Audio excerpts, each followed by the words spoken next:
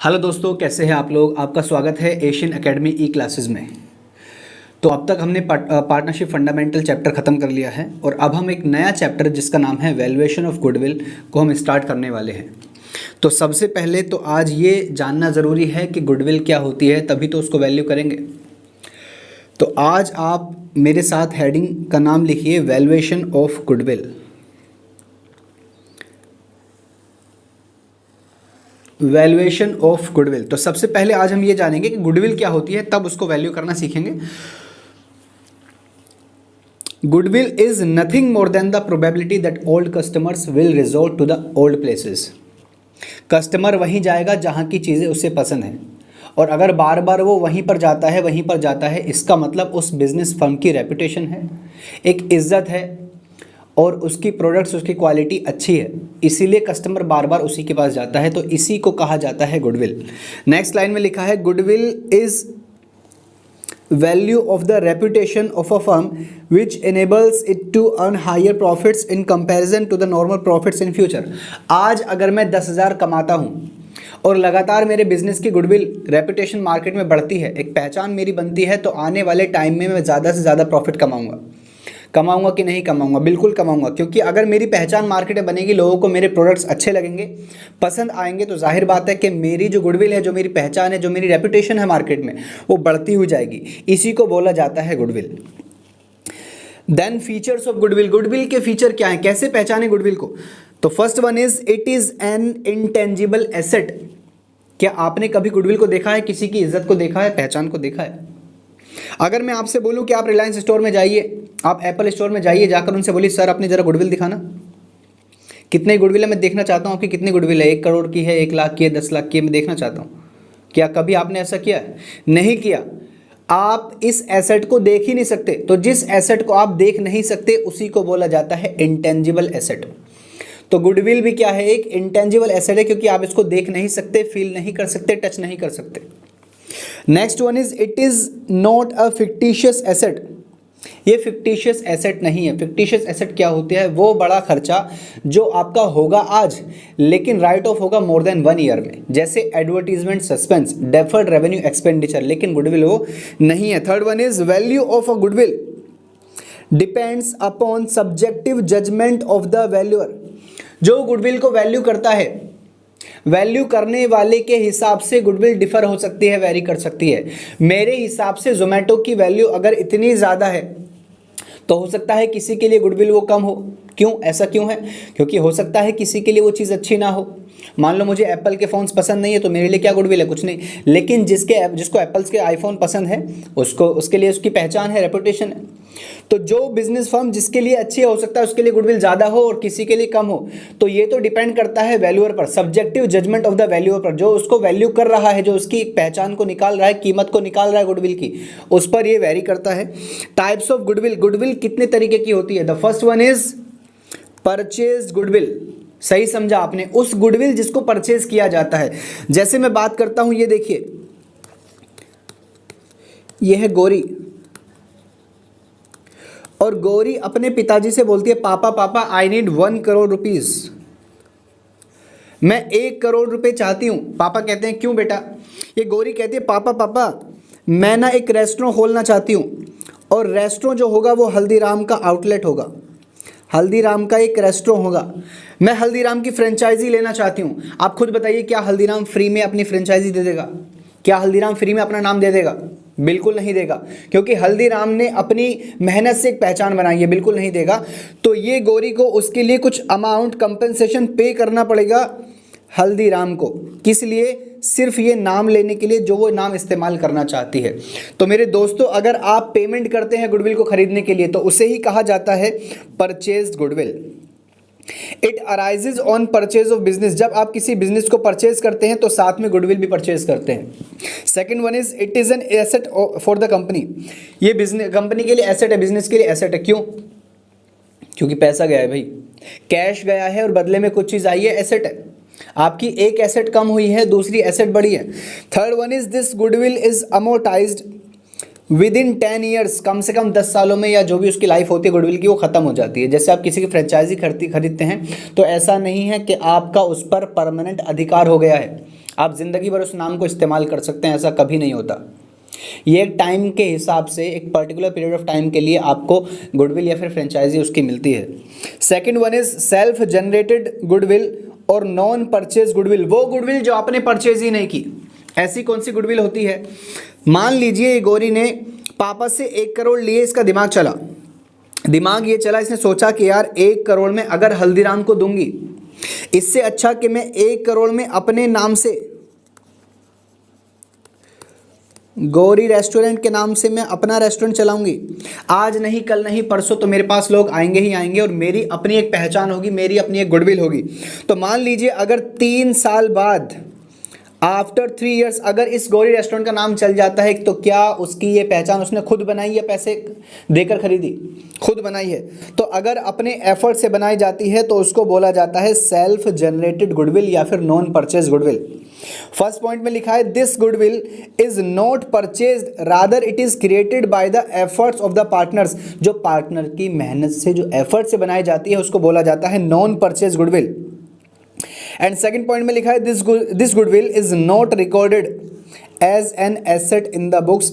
आप इसको एसेट की तरह रिकॉर्ड नहीं कर सकते। ऐसा क्यों? क्योंकि इसके बदले में आपकी कोई एसेट नहीं जाती है, बैलेंस शीट पर कोई फर्क नहीं पड़ता है।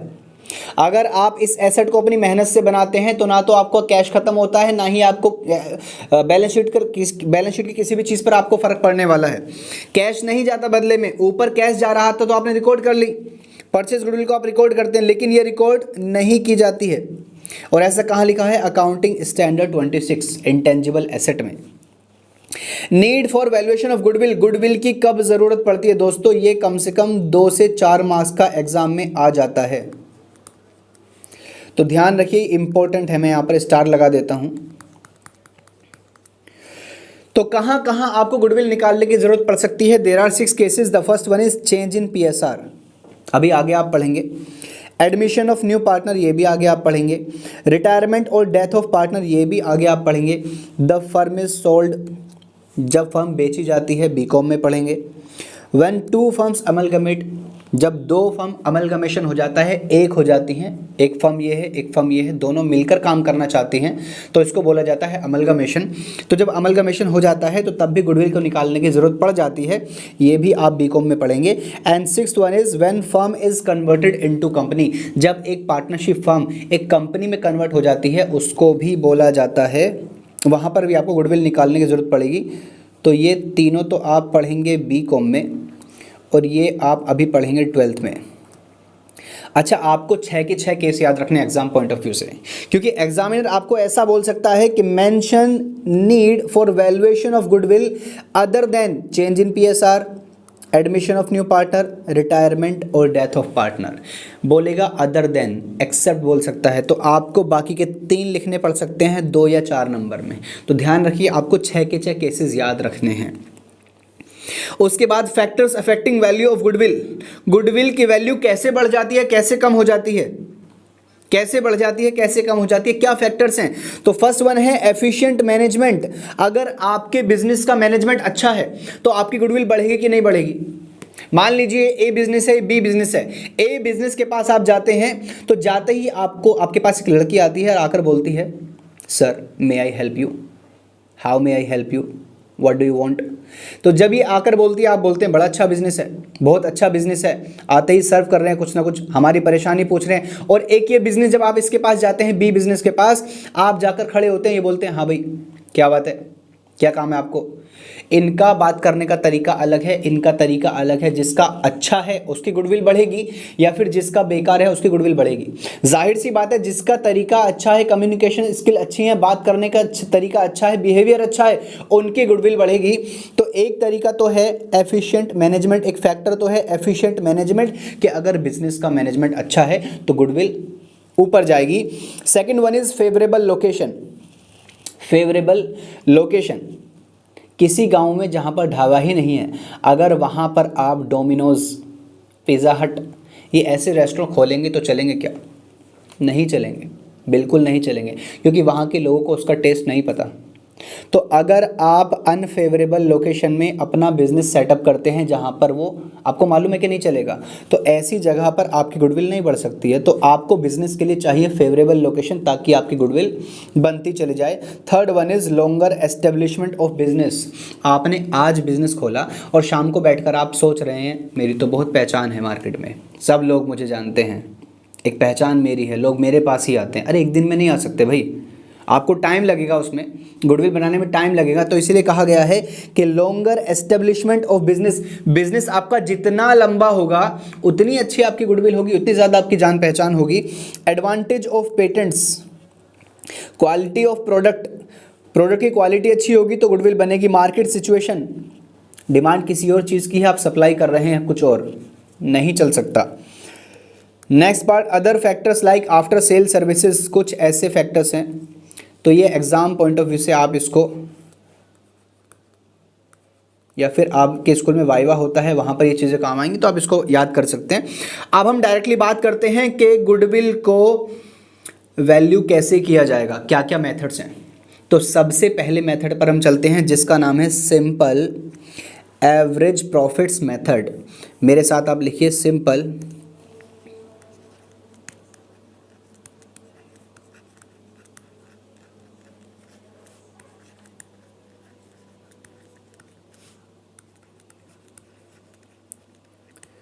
Simple average profits method.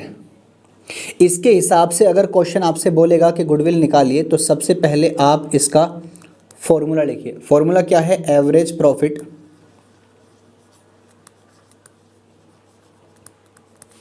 Into number of years, number of years purchase. सबसे पहले मैं आपको बताता हूं कि नंबर ऑफ ईयर्स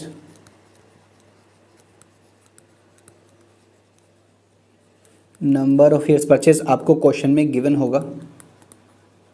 अब बात यह है कि ये होता क्या है। गुडविल परचेज करने के बाद कितने साल तक वो गुडविल चलेगी, उतना ही प्रॉफिट कमा के देगी जितना अभी कमा रही है, उसे ही बोला जाता है नंबर ऑफ ईयर्स परचेज। ये आपको क्वेश्चन में गिवन होगा। एवरेज प्रॉफिट क्वेश्चन में गिवन नहीं होगा, ये आपको निकालना पड़ेगा। तो मेरे साथ लिखिए कि एवरेज प्रॉफिट का फॉर्मूला क्या है। Average profits equals to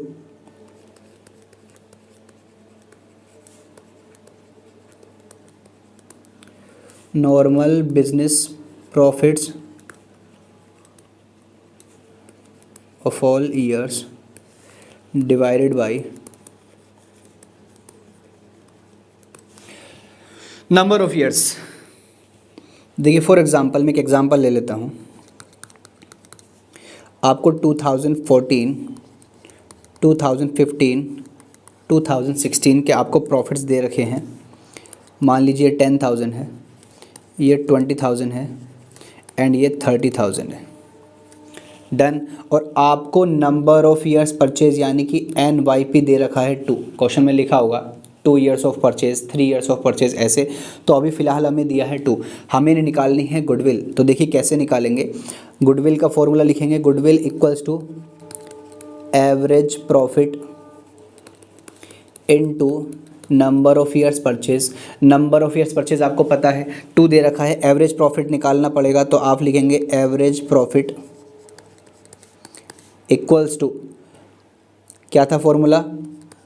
normal business profits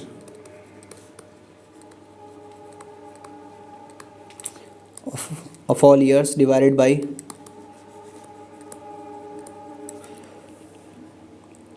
तो आप सबसे पहले 3 साल के profit 10,000 plus 20,000 plus 30,000 divided by 3 कर लीजिए, एवरेज प्रॉफिट आ जाएगा 10,000, 20,000, 30,000 डिवाइड बाय 3, इट बिकम्स 20,000।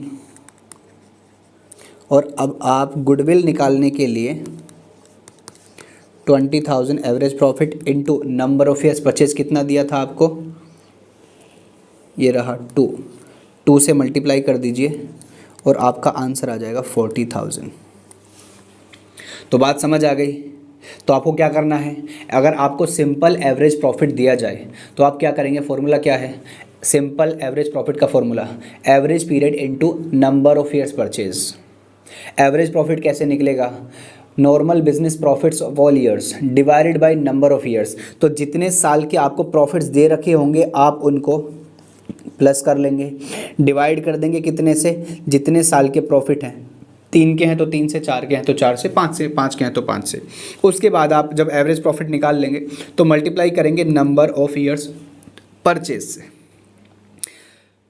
अब आप सोच रहे होंगे कि अगर किसी साल में प्रॉफिट की जगह लॉस हो जाए तो भी हम कैसे करेंगे, एक बार देख लीजिए। अगर आपका क्वेश्चन आए ऐसे कि 2014 में आपको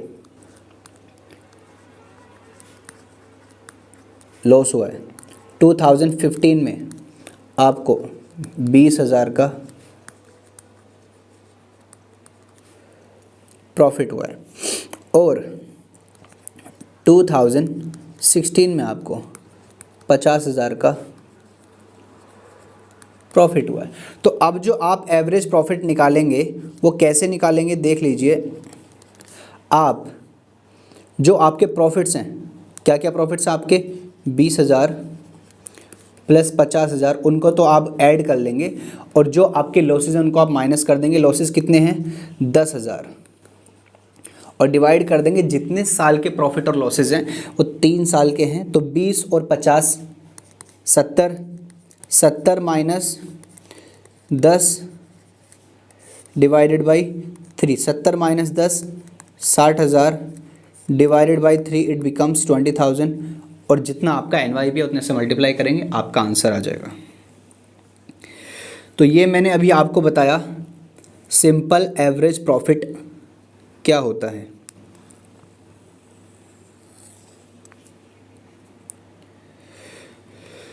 अब आगे देखिए, एक बार इसको समझ लेते हैं, हमारे नोट्स में क्या लिखा है ये देखिए।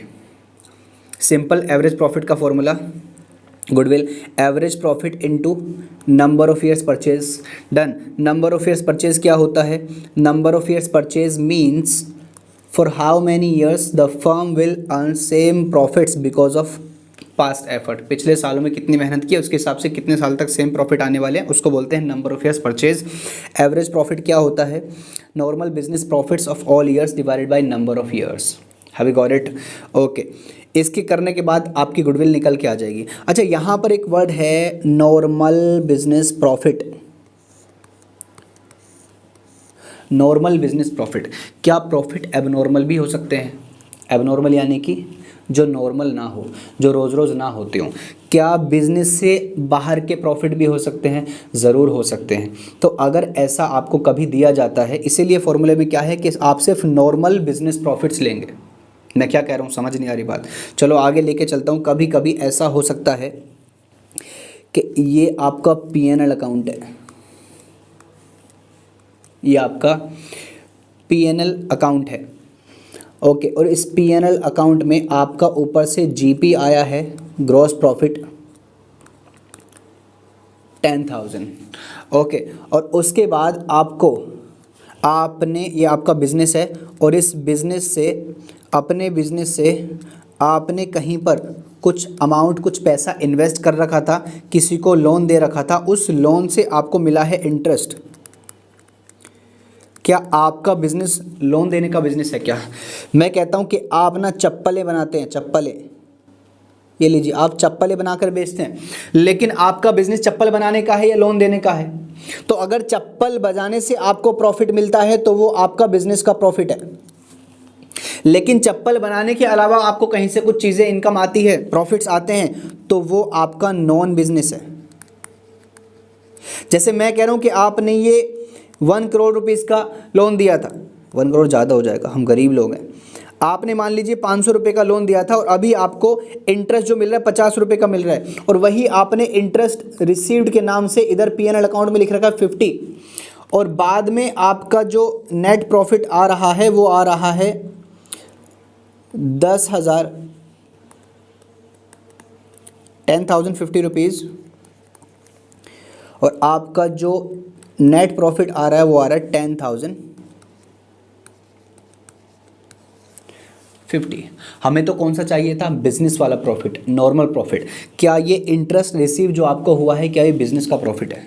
बताइए, आपका बिजनेस क्या था, चप्पल बेचने का, लेकिन आपको ये इंटरेस्ट कहाँ से मिला, लोन से मिला। तो क्या आपका ये बिजनेस का प्रॉफिट है क्या? नहीं। सही प्रॉफिट क्या है, 10,000। लेकिन आपको 10,000 नहीं दिया जाएगा, आपको दिया जाएगा 10,050 रुपीज़। आपको दिया जाएगा 10,050 रुपीज़ और बोला जाएगा इसमें इंटरेस्ट, ऐसे नहीं, ऐसे लिखा होगा इंक्लूडेड या फिर इंक्लूडिंग 50 रुपीज़ इंटरेस्ट रिसीव्ड। आप खुद बताइए, आपको सही प्रॉफिट आपका ये है, सही प्रॉफिट आपका ये है 10,000। अगर आपको 10,050 रुपीज़ में से अगर आपको जाना पड़ेगा वापस 10,000 पर, तो आपको क्या करना पड़ेगा, ये 50 रुपये, ये वाले 50 रुपीज़ आपको माइनस करने पड़ेंगे कि नहीं करने पड़ेंगे? तो आपका सही प्रॉफिट आ जाएगा 10,000 रुपीज़, तभी आपकी गुडविल निकल पाएगी। तो कभी कभी आपको प्रॉफिट्स गलत दे रखे हो सकते हैं। तो ऐसे तो सर बहुत सारी चीज़ें हो सकती हैं, बहुत सारी चीज़ें हो सकती हैं। कुछ चीज़ें आपको प्लस करनी पड़ेंगी, कुछ चीज़ें आपको माइनस करनी पड़ेंगी सही प्रॉफिट पर जाने के लिए, क्योंकि आपको नॉर्मल बिजनेस प्रॉफिट नहीं दिया जाएगा, आपको abnormal non business profit include करके दिया जाएगा और आपको कुछ चीज़ें प्लस करनी पड़ेंगी, कुछ चीज़ें माइनस करनी पड़ेंगी। आप घबराइए मत, मैंने आपके लिए एक नोट्स तैयार कर रखा है, आप बस उसको चेप लीजिए अपने रजिस्टर में, ये लीजिए। How to calculate normal business profit. Business का नॉर्मल प्रॉफिट कैसे कैलकुलेट किया जाएगा? आपको दिया होगा profit for the year given, बीमार प्रॉफिट आपको दिया जाएगा। कौन सा प्रॉफिट? बीमार प्रॉफिट। और आपको बीमारी दूर करनी पड़ेगी, यानी कुछ चीज़ें आपको प्लस और कुछ चीज़ें माइनस करनी पड़ेंगी। मेरे पास अभी इतना टाइम नहीं है कि मैं आपको डिटेल में सारी चीज़ें समझा सकूं, बस आप ये लिख कर ले लीजिए कि क्या क्या चीज़ें आपको प्लस करनी पड़ेंगी और क्या क्या चीज़ें आपको माइनस करनी पड़ेंगी। सबसे पहले आपको प्लस करने पड़ेंगे एबनॉर्मल लॉसेज। क्यों सर? क्योंकि एबनॉर्मल लॉसेज होने की वजह से आपका प्रॉफिट कम हो गया था। मान लीजिए आपका प्रॉफिट था 50 और आपको कुछ एबनॉर्मल लॉस जो कि बिजनेस के नहीं थे वो हो गए 10 रुपये के, तो आपका प्रॉफिट 50 से माइनस 10 रुपये करके 40 आ रहा होगा। आपको वापस से 50 पे जाना पड़ेगा, तो 40 में 10 ऐड करके आपका 50 आएगा। तो कुछ चीज़ें एबनॉर्मल लॉसेज जो होंगी आपको एड बैक करनी पड़ेंगी। वो क्या क्या हो सकती हैं? Loss on sale of asset. अगर आपने कोई एसेट बेची और उस पर आपको लॉस हो गया तो आपको एड बैक करनी पड़ेगी। लॉस बाय थेफ्ट और फायर एड बैक करना पड़ेगा। इंटरेस्ट पेड, खर्चा है, बिजनेस का नहीं है, नॉन बिजनेस है, आपको उसको भी ऐड बैक करना पड़ेगा। डिविडेंड पेड ऐड बैक करना पड़ेगा। वॉलंटरीली रिटायरमेंट पेमेंट एक्सेट्रा आपको ऐड बैक करना पड़ेगा। 5 चीजें अभी मैंने आपको बताई। सबसे पहले एबनॉर्मल लॉस, कौन कौन से? Loss on sale of asset done, उसके बाद लॉस बाय थेफ्ट और fire, then dividend paid, then interest paid, then voluntarily retirement payment. Voluntarily retirement payment ध्यान से सुनिए, प्लस होगा। वॉलंटरीली रिटायरमेंट पेमेंट एग्जाम में आ सकता है, प्लस होगा। 5 चीजें प्लस करने के बाद 3 चीजें और हैं जो आपको प्लस करनी पड़ेंगी। First one is over valuation of opening stock. अगर ओपनिंग स्टॉक आपने पहले से ओवर वैल्यू कर रखा है तो आपको प्लस करना पड़ेगा। क्यों? क्योंकि over valuation of opening stock की वजह से आपका प्रॉफिट कम हो गया होगा, सही प्रॉफिट नहीं है। तो आपको क्या करना पड़ेगा? Over valuation of opening stock को प्लस करना पड़ेगा। याद रखिए ओ यानी कि over valuation of opening stock plus होगा। Second is under valuation of closing stock, UC plus होगा। यूसी यानी under valuation of closing stock. तो ये चीजें आपकी प्लस हो जाएंगी, ये चीजें आपकी प्लस हो जाएंगी। उसके बाद capital expenditure treated as revenue expenditure. Capital expenditure क्या होता है कि आपने एक मशीन परचेज की, ये आपका बिजनेस है और ये आपने एक मशीन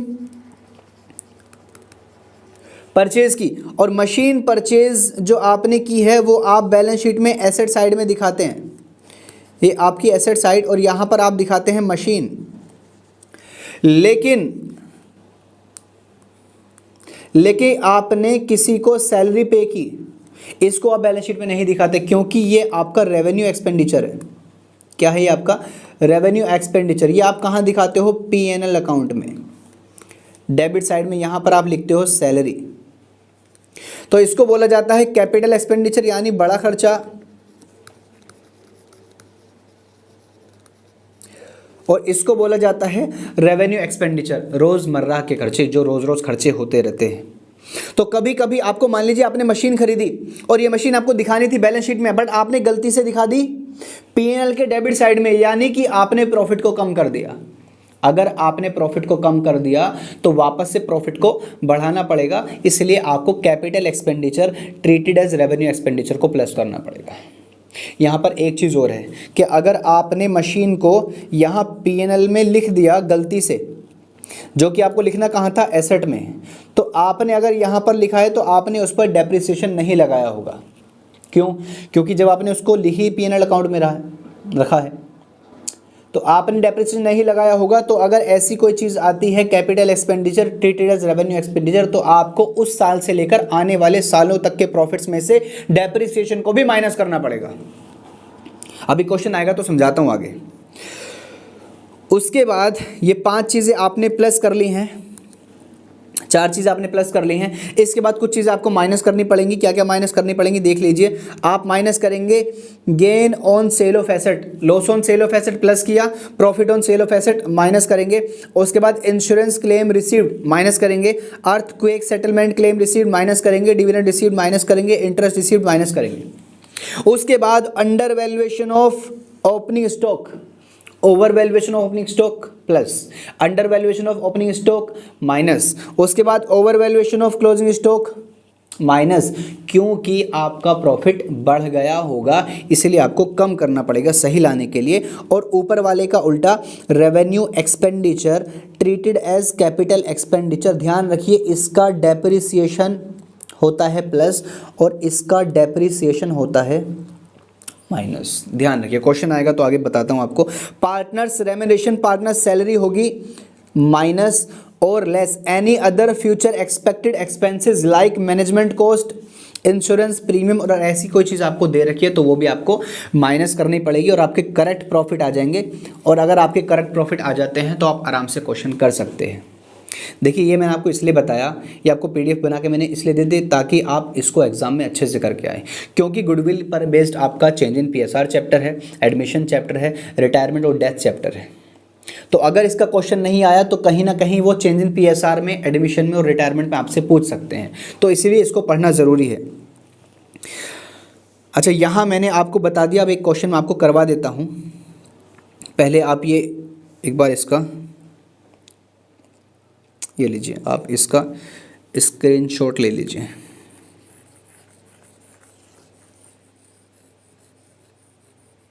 बस ध्यान रखिए कि इसका डेप्रिसिएशन तो आप माइनस करेंगे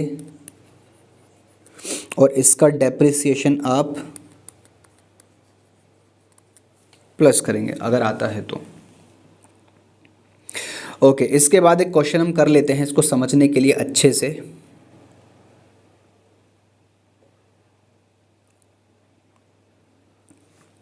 तो क्वेश्चन है हमारा, calculate goodwill on the basis of 3 years purchase of average profits of last 6 years। तो सबसे पहले ये अंडरलाइन कर लीजिए कि आपको 3 साल के एवरेज प्रॉफिट यानी कि आपका जो NYP है वो कितना है, 3 है।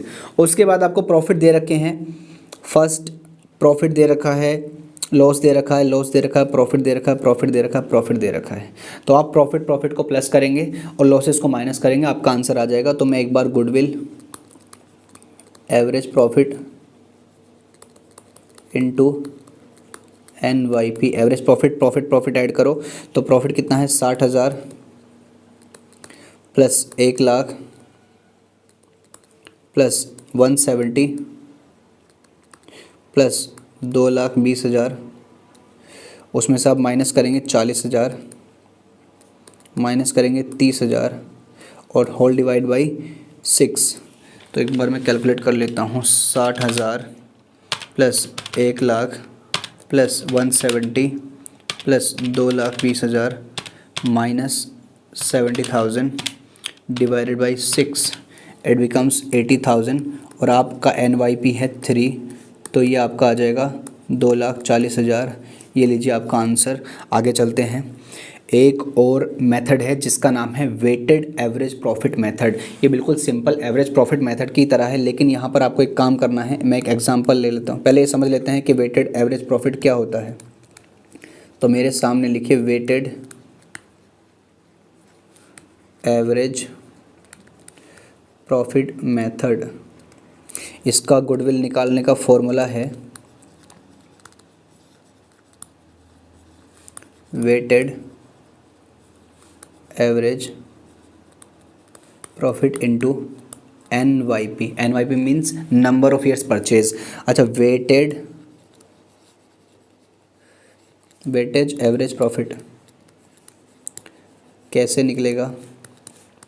मेरे साथ लिखिए total of products of profits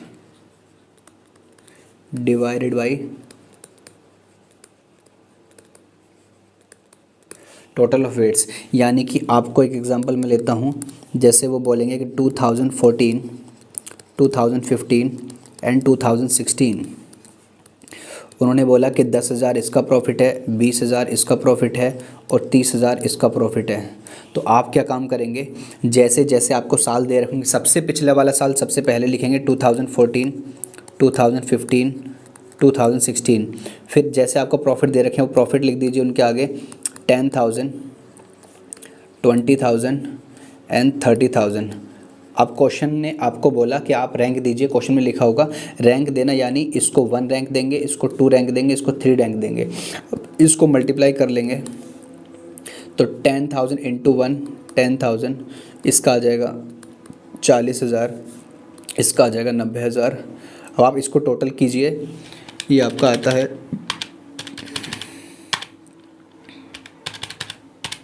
it becomes 1,40,000 और इसका भी टोटल कर लीजिए, ये आता है आपका 6। तो इसी को बोला जाता है total of products of profits divided by total weight. Have you got it? तो आप गुडविल का फॉर्मूला लगाएंगे weighted average profit into NYP।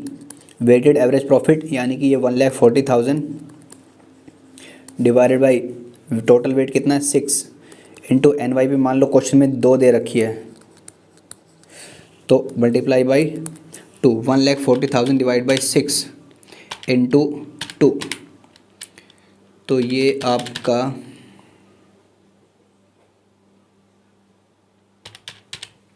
It becomes 4,6,6,6,7, ये कुछ अमाउंट ऐसा आ रहा है। तो मान लीजिए आपकी क्या है गुडविल है। कुल मिला के बात यह है कि आपको क्या करना है, आपको साल लेने हैं, ईयर्स ले रहे हैं, उसके हिसाब से आपको रैंक देनी है। सबसे पिछले वाले साल को नंबर 1 रैंक, उसके बाद 2, 3, 4 जैसे क्वेश्चन में दिया जाएगा वैसे आप कर लेने। तो एक बार इसका भी मैं आपको दिखाता हूँ। ये देखिए फॉर्मूला क्या है, वेटेड एवरेज प्रॉफिट मेथड का फॉर्मूला है total of products of profits divided by total weights. Goodwill का फॉर्मूला क्या है, weighted average profit into number of years purchase. तो आप इस तरीके से क्वेश्चन कर पाएंगे।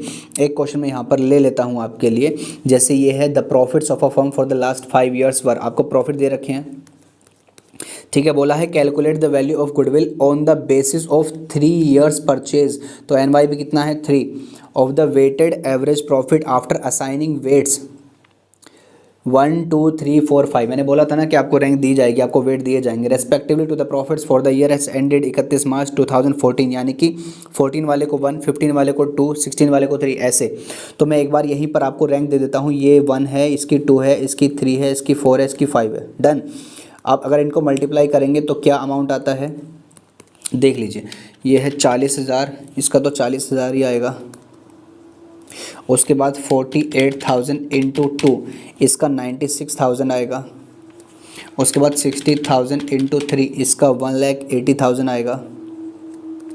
And 50,000 into 4 it becomes 2 lakh. उसके बाद 36,000 इंटू 5 इट बिकम्स 1,80,000। अब आप total of product of profits क्या आप टोटल करेंगे तो 40,000 plus 96,000 plus 1,80,000 plus 2 lakhs plus 1,80,000 it becomes 6,96,000। And इसका अगर आप टोटल करेंगे तो ये आएगा 1 plus 2 plus 3 plus 4 plus 5 it becomes 15। Okay, तो आप इस 6,96,000 को डिवाइड करेंगे 15 से। 6,96,000 डिवाइड बाई 15 इट बिकम्स 46400 और आप मल्टीप्लाई करेंगे 3 से नंबर ऑफ ईयर्स परचेज से, तो आपकी गुडविल आ जाएगी into 3, it becomes 139200। This is your goodwill. And एक बार देख लीजिए यही आंसर है, हाँ जी यही आंसर है। ओके उसके बाद आपका नेक्स्ट मेथड है सुपर प्रॉफिट मेथड। क्या मेथड है? Super profit method. इसमें क्या होता है, गुडविल निकालने का तरीका थोड़ा सा अलग है। क्या तरीका है, गुडविल कैसे निकालेंगे? Super profits into number of years purchase. तो नंबर ऑफ ईयर्स परचेज तो आपको क्वेश्चन में गिवन होगा, दिया जाएगा। बात यह है कि सुपर प्रॉफिट कैसे निकलता है।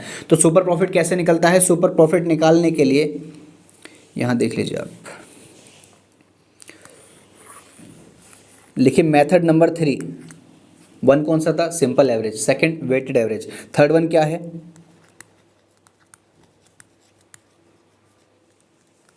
Super profit method. गुडविल कैसे निकलती है? Super profit into NYP। सबसे उसके बाद सुपर प्रॉफिट कैसे निकलता है? सुपर प्रॉफिट निकलता है एवरेज प्रॉफिट। मेरे साथ लिखिए average profit minus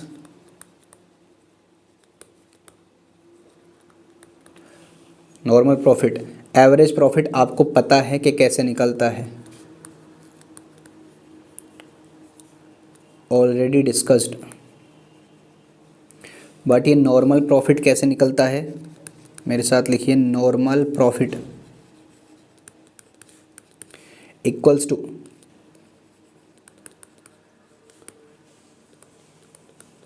capital employed into NRR divide by 100। Capital employed क्या होता है? वो पैसा जो बिजनेस में लगा हुआ है। NRR क्या है? नॉर्मल रेट ऑफ रिटर्न, यानी कि जितना पैसा बिजनेस में लगाया उससे कितना % रिटर्न मिलने वाला है उसको बोला जाता है NRR। तो आप एवरेज प्रॉफिट से नॉर्मल प्रॉफिट माइनस करेंगे तो आपका सुपर प्रॉफिट आएगा, और सुपर प्रॉफिट को आप मल्टीप्लाई करेंगे NYP से तो आपका गुडविल निकल के आ जाएगा। क्वेश्चन इसका भी मैं आपको करवाऊंगा, चिंता बिल्कुल मत कीजिए। अगर आप मेरे साथ पढ़ रहे हैं तो सब कुछ करके लेंगे, कोई घबराने की जरूरत नहीं है। तो अभी सबसे पहले गुडविल कैसे निकालेंगे? Super profit into number of years purchase, done. उसके बाद सुपर प्रॉफिट कैसे आता है? Average profit minus normal profit. Okay average profit already discussed, same as earlier, जैसे पहले किया था वैसे ही होगा। नॉर्मल प्रॉफिट कैसे निकलेंगे? कैपिटल एम्प्लॉयड, यानी वो पैसा जो बिजनेस में लगाया, इनटू NRR, क्वेश्चन में दिया होगा, डिवाइड बाई 100। NRR क्या होता है? नॉर्मल रेट ऑफ रिटर्न, यानी कि अगर मैंने 1 लाख लगाया तो मैं कितना एक्सपेक्टेशन करता हूं कि 10% मिलेगा या 15% मिलेगा। It could be anything, always given in the question दिया जाएगा। कैपिटल एम्प्लॉयड कभी कभी आपको क्वेश्चन में नहीं दिया जाएगा तो आप कैलकुलेट करेंगे। कैसे कैलकुलेट करेंगे? उसके 2 तरीके हैं। एक तरीका तो है total asset minus outside liabilities. Question में दे रखी होंगी कि इतनी आपकी एसेट है और इतनी आपकी लाइबिलिटी है, तो उस एसेट में से लाइबिलिटी को माइनस करने का। 3 चीज़ें फिर भी माइनस करने का अगर दे रखी हैं तो existing goodwill, non trade investment और फिक्टिशियस एसेट। फिक्टिशियस एसेट क्या होती है? डेफर्ड रेवेन्यू एक्सपेंडिचर या फिर एडवर्टीजमेंट सस्पेंस, ये आपको दे सकते हैं तो ध्यान रखिएगा। उसके बाद कैपिटल एम्प्लॉयड निकालने का एक और तरीका है, सेकंड वन। क्या तरीका है? Capitals plus reserve. रिजर्व क्या होती है? जनरल रिजर्व, प्रॉफिट का बैलेंस, ये कुछ चीज़ें आपकी रिजर्व हो सकती हैं। रिजर्व अगर नहीं दिए, सिर्फ कैपिटल दे रखी है तो कैपिटल को ही आप मान लीजिए कैपिटल एम्प्लॉयड, डन। तो 2 तरीके से आप निकाल सकते हैं अपना कैपिटल एम्प्लॉयड, फिर आपका क्वेश्चन हो जाएगा। एक क्वेश्चन मैं आपको करवा के देता हूँ, चिंता बिल्कुल नहीं करनी है। Where is super profit method? ये रहा super profit method. Question number 2 देखिए मेरे सामने। A business earn an average profit of 8 lakh, ये क्या है? AP। During the last few years, पिछले कुछ सालों में वो एवरेज प्रॉफिट कमाते हैं 8 lakh. The normal rate of profit, यानी कि normal rate of return in similar type of business कितना है? 10%। तो 10/100 लेने का। The total value of assets and liabilities of the business were 22 lakh and 5,60,000। मैंने कहा था कि एसेट माइनस लाइबिलिटी होगा तो क्या आएगा? Capital employed. Very good.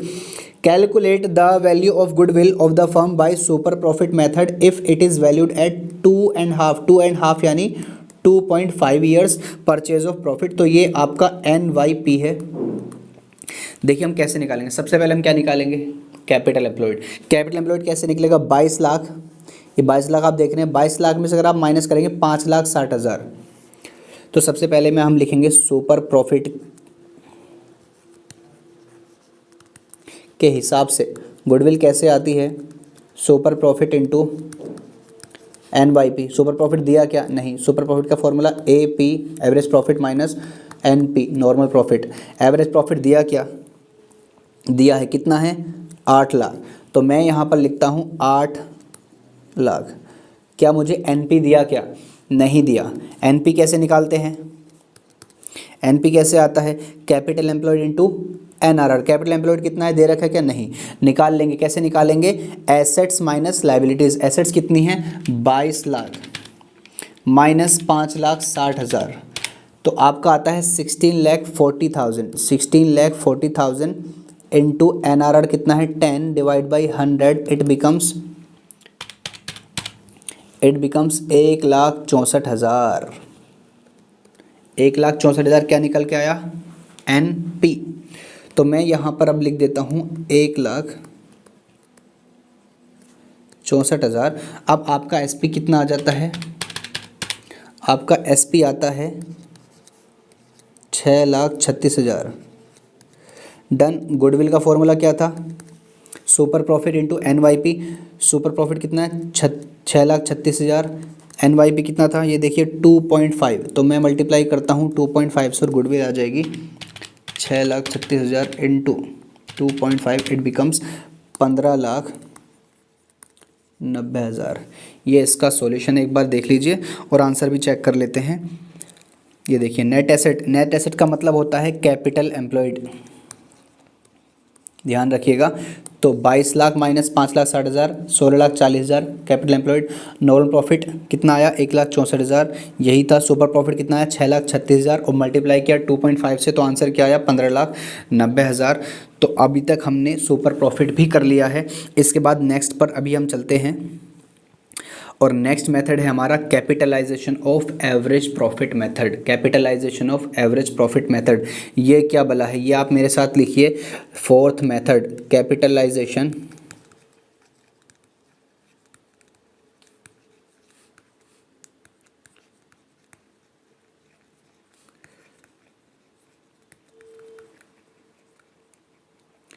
इसका फॉर्मूला क्या है गुडविल का, ये लिखिए एवरेज प्रॉफिट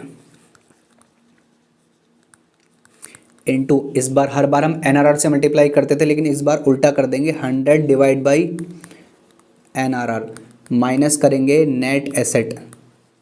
नेट एसेट यानी समझाया था मैं, नेट एसेट क्या होता है, नेट एसेट बोलते हैं कैपिटल एम्प्लॉयड को।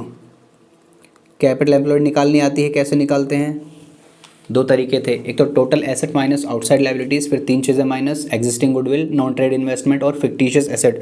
वैसे ही दूसरा फॉर्मूला क्या था, कैपिटल्स प्लस रिजर्व्स, तीन चीज़ें माइनस कौन सी, existing goodwill, non trade investment और फिक्टिशियस एसेट। Very good. तो एवरेज प्रॉफिट, मान लीजिए आपको एवरेज प्रॉफिट दिया जाएगा, फॉर एग्जाम्पल एवरेज प्रॉफिट आपको दिया जा रहा है क्वेश्चन में 4 लाख। डन। और आपको NRR आपको दे रखा है 10%। डन। और आपको कैपिटल एम्प्लॉयड लिख करके लिखा है 25 लाख। ओके, ऐसे क्वेश्चन को आप कैसे करेंगे, गुडविल कैसे निकालनी है आपको, सबसे पहले आप लिखेंगे एवरेज प्रॉफिट कितना है 4 लाख, मल्टीप्लाई करना है आपको 100 से, डिवाइड बाई NRR कितना है 10, और उसमें से नेट एसेट माइनस करनी होती है। नेट एसेट क्या होती है, कैपिटल एम्प्लॉयड। 25 लाख को आप माइनस करेंगे, ये देखिए 4 lakh into 100 divide by 10, it becomes 40 lakh, minus करेंगे ये 25 लाख, तो कितना आ जाएगा आपका, आ जाएगा 15 लाख, और यही आपकी गुडविल है। क्वेश्चन में आपको ऐसा दे रखा हो सकता है कि एवरेज प्रॉफिट ना दे सीधा सीधा, तो आप निकाल लेंगे, उसमें कोई बड़ी बात नहीं है। कैपिटल एम्प्लॉयड भी हो सकता है आपको ना दिया जाए, घुमा फिरा के दिया जाए, तो वो भी आप निकाल लेंगे, इसमें भी कोई बड़ी बात नहीं है। इसके बाद नेक्स्ट मेरे साथ आप लिखिए मेथड नंबर 5, जिसका नाम है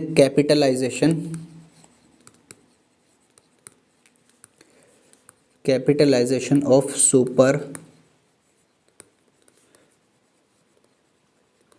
capitalisation of super profit method, इसके फॉर्मूले में आप करेंगे गुडविल, कैसे निकलेगी, super profit into 100 divide by NRR, that's it, कुछ और नहीं करना। बस जैसे आपको क्वेश्चन बोलेगा कि एवरेज प्रॉफिट, हमारा जो एवरेज प्रॉफिट है वो है 10,000, बोलेगा कि नॉर्मल प्रॉफिट जो है वो है 5,000, डन। फिर आपको बोलेगा कि जो हमारा NRR है वो है 10%। बस आप दिमाग लगाइए, एवरेज माइनस नॉर्मल प्रॉफिट क्या आता है, SP, सुपर प्रॉफिट। तो सुपर प्रॉफिट कितना आ जाएगा, 10,000 माइनस 5,000, 5,000 SP आ गया। बस अपना गुडविल का फॉर्मूला लगा दीजिए कैपिटलाइजेशन का, 5,000 into 100 divide by 10, it becomes 50,000। 50,000 आपकी गुडविल है। इतना सा करना था बस, और कुछ नहीं करना। तो it's not too difficult, it's too easy. तो मैंने आपको अभी तक पांचों मेथड्स आपको समझा दिए हैं। एक बार आपको फॉर्मूले भी दिखा देता हूँ, ये देखिए, capitalisation of average profit method का फॉर्मूला ये नंबर 4 है और ये नंबर 5 है। सुपर प्रॉफिट के हिसाब से आप क्या करते हैं, super profits into 100 divide by NRR। Okay, तो यहाँ तक हमने सारे मेथड्स को समझ लिया है कैसे करना है। अब मैं आपको कुछ क्वेश्चंस की तरफ लेके चलता हूँ। क्वेश्चंस कैसे करने हैं एग्जाम में, कैसे समझना है, ये समझना बहुत इंपॉर्टेंट है अगर आपको अच्छे मार्क्स को गेन करना है। मैं आपको कुछ क्वेश्चंस तो खुद कराऊंगा, कुछ क्वेश्चंस मैं आपको करने के लिए बोलूँगा, आप खुद ट्राई करेंगे। पहले तो ये लीजिए क्वेश्चन नंबर 1 है और ये आपकी स्क्रीन पर आपको नज़र आ रहा होगा। देखिए आपकी स्क्रीन पर ये क्वेश्चन नज़र आ रहा है। एक बार तो आप इसको खुद ट्राई कीजिए, इसके बाद हम इसको कंटिन्यू करेंगे। आप देखना कैसे करते हैं, स्क्रीनशॉट लीजिए और खुद से एक बार ट्राई कीजिए। चलिए, मुझे उम्मीद है कि आपने इसको ट्राई किया होगा। हो सकता है कुछ का आंसर आ गया हो और कुछ का आंसर नहीं आया हो। तो अगर नहीं आया तो कोई दिक्कत वाली बात नहीं है, इसको हम एक बार देखते हैं कैसे करना है। तो क्वेश्चन नंबर 1 में आपको लिखा है calculate goodwill of a firm at 3 years purchase. तो सबसे पहली बात NYP कितना है, 3। आप एग्जाम में जैसे जैसे क्वेश्चन पढ़ते जाएंगे साथ के साथ चीज़ें लिखते जाएंगे। जैसे मैं अभी फ़िलहाल आपके सामने लिख रहा हूँ, average normal profits of the last 4 years, यानी कि 4 साल के प्रॉफिट दे रखे हैं। 17 18 का मतलब है साल कौन सा खत्म होता है, 18 वाला, तो आप 18 मान के चलिए। 17 16 15। देखिए क्वेश्चन बड़ा चालू है। चालू क्यों है, क्योंकि क्वेश्चन ने नीचे से प्रॉफिट दिया है, सबसे नीचे 15 वाला लिखा, फिर 16, फिर 17, फिर 18। तो आप मत घबराइए, हम भी अपने जो हम करेंगे फॉर्मेट बनाएंगे, सबसे पहले 15 16 17 ऐसे ही लिखेंगे। तो ये कुछ प्रॉफिट्स दे रखे हैं, साइड में कुछ बातें भी दे रखी हैं। ये देखिए, it includes loss by fire, जो मैंने आपको समझाया था, कुछ चीज़ें प्लस कुछ चीज़ें माइनस, ये वही चीज़ आपको दे रखी हैं। यानी कि आपका प्रॉफिट सही नहीं है, आपको सही प्रॉफिट निकालना पड़ेगा। अदर इन्फॉर्मेशन भी दी है, ओपनिंग स्टॉक अंडर वैल्यू, ये भी आपको बताया था, closing stock over value under value, ये भी आपको बताया था। कुछ चीज़ें प्लस कुछ चीज़ें माइनस करनी होती हैं। उसके बाद machine is purchased on 1 July 2015 for 50,000 but it is treated as revenue expenditure.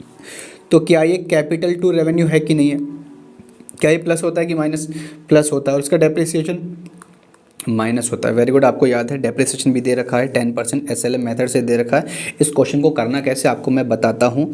तो सबसे पहले तो आपको निकालना पड़ेगा सही प्रॉफिट।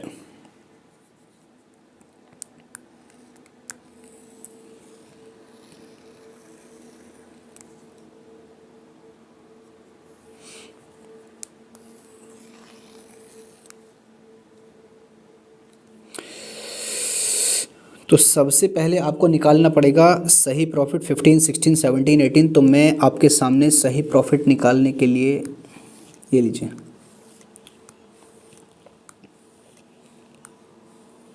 मैं लिखता हूँ यहाँ पर कौन कौन से साल दे रखे हैं आपको, 15 16 17 18। तो यहाँ पर आप लिखिए 15 यानी 2015, 16 17 2018, और यहाँ पर मैं लिखता हूँ पर्टिकुलर्स। ठीक है, ओके। सबसे पहले आप लिखेंगे गिवन प्रॉफिट्स जो आपको क्वेश्चन में दिए जा रखे होंगे। तो 2015 के हिसाब से दे रखा है आपको 22,000, तो मैं यहाँ पर लिखता हूँ 22,000। उसके बाद आपको लॉसेस दे रखे हैं 6,000, तो माइनस में लिखता हूँ, माइनस में 6,000। उसके बाद आपको प्रॉफिट्स दे रखे हैं 20,000 और 40,000, तो मैं यहाँ लिखता हूँ 20,000 और 40,000। डन, यहाँ तक कोई दिक्कत नहीं है। आगे अब देखना पड़ेगा कि इनके ब्रैकेट्स में क्या क्या है। तो 22,000 के प्रॉफिट 2015 वाले में देखिए क्या लिखा है, it includes dividend paid. Dividend paid plus या माइनस, प्लस करना पड़ेगा। कौन से ईयर में? 15 वाले ईयर में। तो मैं 1,000 रुपीज़ को यहाँ प्लस कर देता हूँ 15 वाले में। मैं यहाँ लिखता हूँ प्लस इंटरेस्ट पेड और प्लस कर देता हूँ 1,000 रुपीज़। ओके, इसके बाद आगे क्या लिखा है देखिए, 6,000 वाले में, 16 वाले में क्या लिखा है, it includes dividend paid. Dividend paid 5,000, तो ये भी आप यहाँ लिखेंगे डिविडेंड पेड, यहाँ पर आप प्लस करेंगे 5,000। ओके, इसके बाद नेक्स्ट लिखा है 20,017 वाले में, it includes interest received. Interest receive हुआ है तो ये आपको माइनस करना पड़ेगा 3,000 का। तो यहाँ पर आप लिखेंगे माइनस इंटरेस्ट रिसीव्ड, और यहाँ चलिए माइनस कर दीजिए, कितना था, 3,000। तो यहाँ पर आप माइनस कर दीजिए 3,000 रुपये। ओके, इसके बाद 2018 वाले में आपको बोला गया है कि it includes loss by fire. Minus plus, plus करते हैं, 2,000 आप प्लस करेंगे यहाँ पर, प्लस लॉस बाय फायर, और सबसे आगे चलिए यहाँ पर आप उन 4,000 को प्लस कर देंगे। ओके, 4,000 नहीं है, 2,000 है, आई एम सॉरी। तो यहाँ पर आप ये 2,000 को प्लस कर लेंगे। इसके बाद आपको कुछ अदर इन्फॉर्मेशन दी गई है, जैसे ओपनिंग स्टॉक है 2015-16 का। तो 16 वाले में, 16 वाला जो एंडिंग है उसमें आपका जो ओपनिंग स्टॉक है वो अंडर वैल्यूड है। तो आपको मैंने बताया था कि opening over valuation of opening stock plus under valuation of closing stock plus, ये चीज़ें प्लस होती हैं, और इसका उल्टा under valuation of opening stock minus और over valuation of closing stock minus. हमें यहाँ पर क्या दिया है, under valuation of opening stock. तो under valuation of opening stock क्या होता है, प्लस या माइनस, माइनस होता है। तो 16 वाले में आप जाइए, तो आप लिखिए यहाँ पर minus under valuation of opening stock. तो 16 वाले में आप जाइए और वहाँ पर लिखिए कितना है, 3,000 है। तो 16 वाले में यहाँ पर लिख दीजिए माइनस 3,000। अच्छा, एक बात, जब भी आपका ओपनिंग स्टॉक या closing stock under value over value आ जाए तो आपको एक चीज़ और समझनी है। जैसे ये 2016 है और क्वेश्चन ने कहा कि 2016 का जो ओपनिंग स्टॉक है, यानी कि ये देखिए, ये यहाँ पर जो ओपनिंग स्टॉक है ये आपको क्या दे रखा है, under value.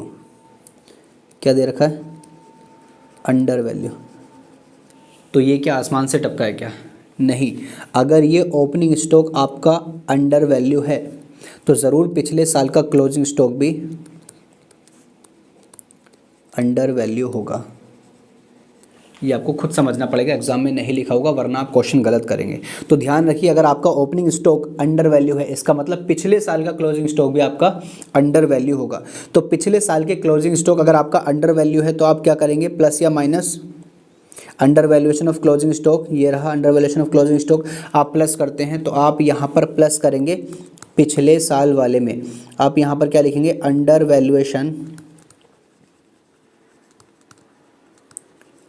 Valuation of closing stock, और यही सेम अमाउंट 3,000 आप यहाँ पर कर लेंगे प्लस। ओके, इसके बाद नेक्स्ट क्या लिखा है, क्लोजिंग स्टॉक ऑफ 2014 एंड 15 वाले का जो अंडर वैल्यू है क्लोजिंग स्टॉक अंडर वैल्यू है। Under valuation of closing stock क्या होता है, प्लस होता है, आपको अच्छे से मालूम है। तो ध्यान रखिए, आप क्या काम करेंगे, under valuation of closing stock में आप ये प्लस करेंगे under valuation of closing stock 15 वाले में। 15 क्या है, ये 15 वाला ईयर है और अमाउंट कितना है, अमाउंट है 4000। तो आप यहाँ पर प्लस करेंगे 4000। अब वही आपको दिमाग लगाना है कि अगर किसी साल का क्लोजिंग स्टॉक, अगर किसी साल का क्लोजिंग स्टॉक अंडर वैल्यू है, इसका मतलब नेक्स्ट ईयर का ओपनिंग स्टॉक भी क्या होगा, क्या होगा, under valuation. Under valuation of opening stock क्या होता है, प्लस या माइनस, माइनस। तो ध्यान रखिए, अगर आपने किस साल में प्लस क्लोजिंग स्टॉक को आपने प्लस किया है तो अगले साल आपको वही क्या करना पड़ेगा, minus under valuation of opening stock minus 4000। घबराने की ज़रूरत नहीं है। ध्यान रखिए कि अगर आपके किसी साल का क्लोजिंग स्टॉक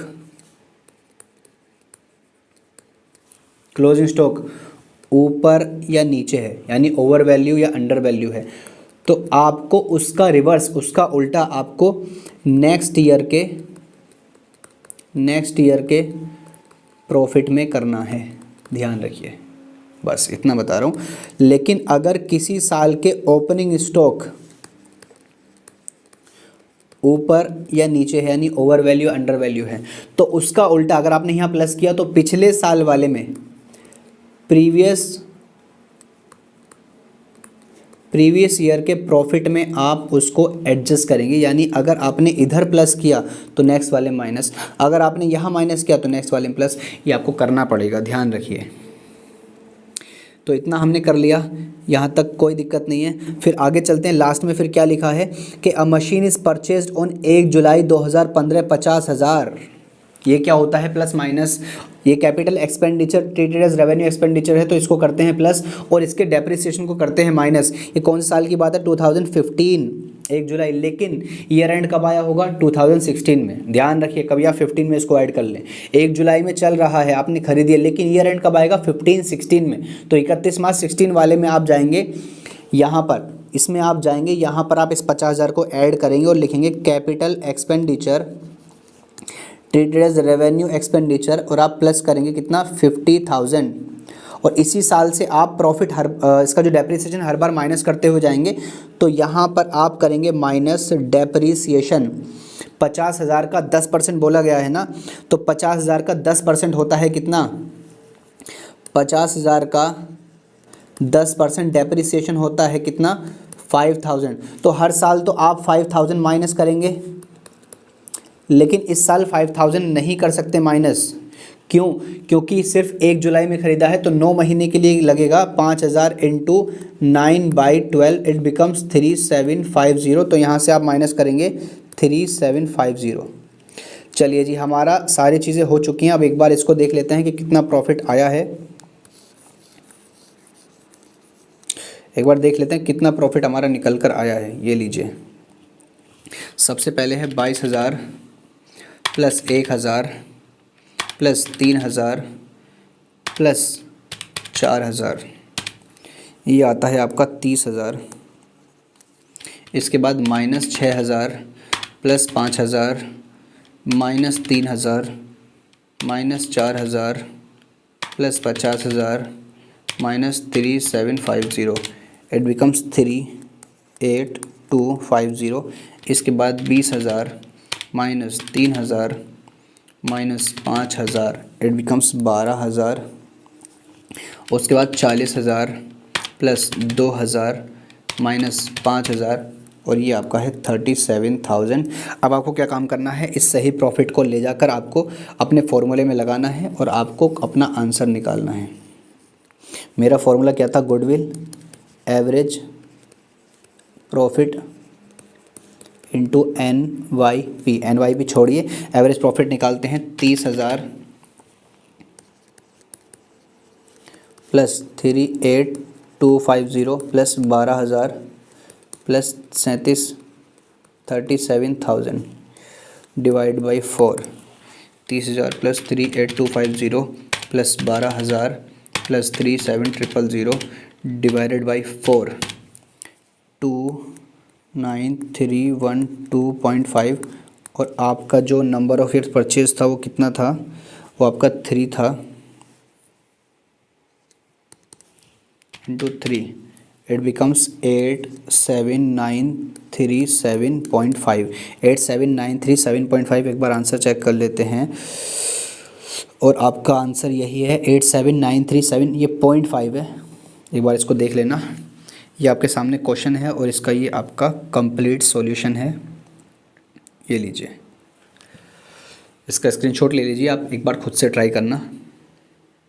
इसके बाद एक बार नीचे जाइए, आप ये भी लिख लीजिए कि अगर किसी साल का क्लोजिंग स्टॉक ऊपर नीचे है, यानी अंडर वैल्यू या ओवर वैल्यू है, तो उसके नेक्स्ट ईयर में आप उसको रिवर्स करेंगे, प्लस या माइनस करेंगे। और अगर ओपनिंग स्टॉक है तो पिछले साल वाले में जाएंगे आप। ओके, एंड इसके बाद कुछ क्वेश्चंस मैं आपको बता रहा हूँ करना कैसे है, वो आप खुद करेंगे। ये लीजिए, क्वेश्चन नंबर 3 आपको समझा देता हूँ एक बार। Capital of the firm of Sharma and Verma 2 lakh and the market rate of return is 15%। Annual salary to partner is 12,000 each. The profits for the 3 years were ₹60,000, 72,000 and 84,000। Goodwill is to be valued at 2 years purchase. ये आपको NYP दे रखा है, NYP purchase of last 3 years average super profit. Average super profit में formula क्या लगाते हैं super profit का? Average profit minus normal profit. Average profit दिया क्या? नहीं दिया, क्योंकि 60,000, 72,000 और 84,000 दे रखा है।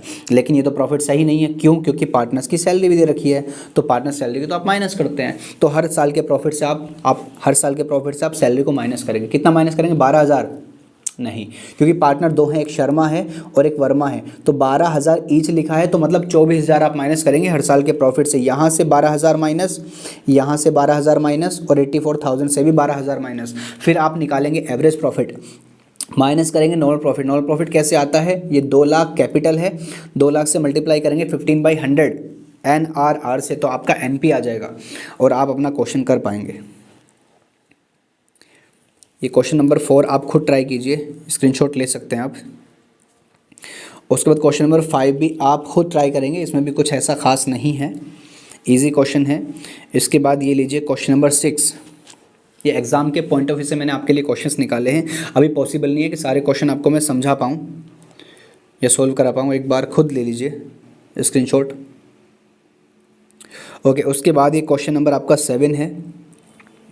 That is also not difficult, it's so easy. यहाँ पर एक चीज़ आपको समझनी है कि average profit earn by a firm is 750, okay, which includes over valuation of closing stock.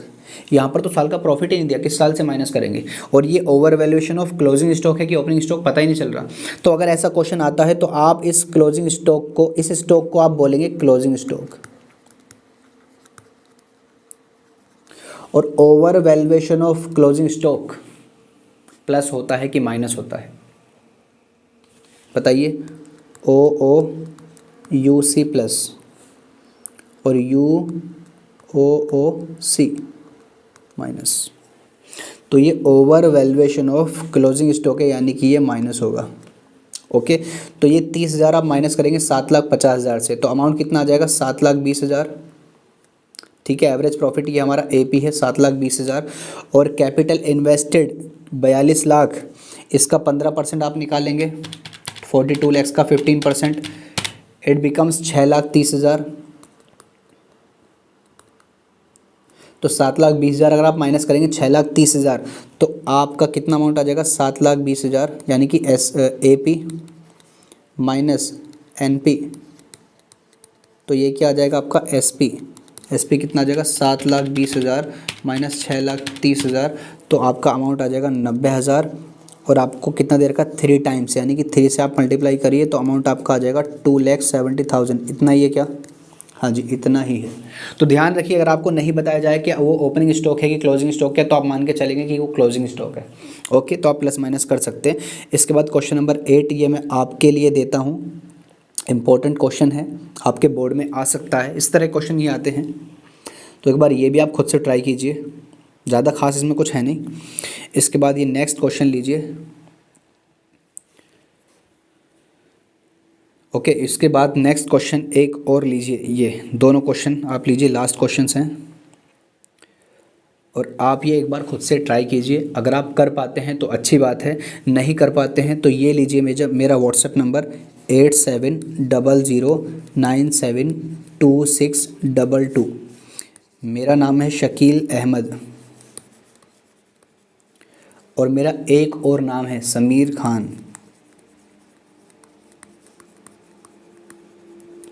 आप जो चाहे मुझे बुला सकते हैं, ये किसी को बताना मत, ठीक। तो ये मेरा मोबाइल नंबर है एंड ये मेरा नाम है। आप डायरेक्टली किसी भी टाइम मुझे व्हाट्सएप कर सकते हैं अगर आपको कोई क्वेरी आती है या कोई भी डाउट आता है, या आप मुझे डायरेक्टली कॉल भी कर सकते हैं पूछने के लिए कि कोई चीज़ आपको समझ नहीं आती। आप बेझिझक कॉल करिए, मैसेज करिए, पूछिए कि ये कैसे हुआ है, कैसे करना है। I am always ready for you. Okay, तो यहाँ तक मेरा चैप्टर ख़त्म हो चुका है। एक बार खुद से ट्राई कीजिए। बस मेरी विनती आपसे ये है कि प्लीज़ पढ़ लीजिए। अभी आपके पास टाइम है, 2 महीने 3 महीने आपके पास हैं। 1 महीना भी अगर आपके पास है तो कोई दिक्कत नहीं, आप पढ़िए। अगर आपके पास एक रात भी है, कल आपका पेपर है, घबराइए मत, पढ़ के जाइए।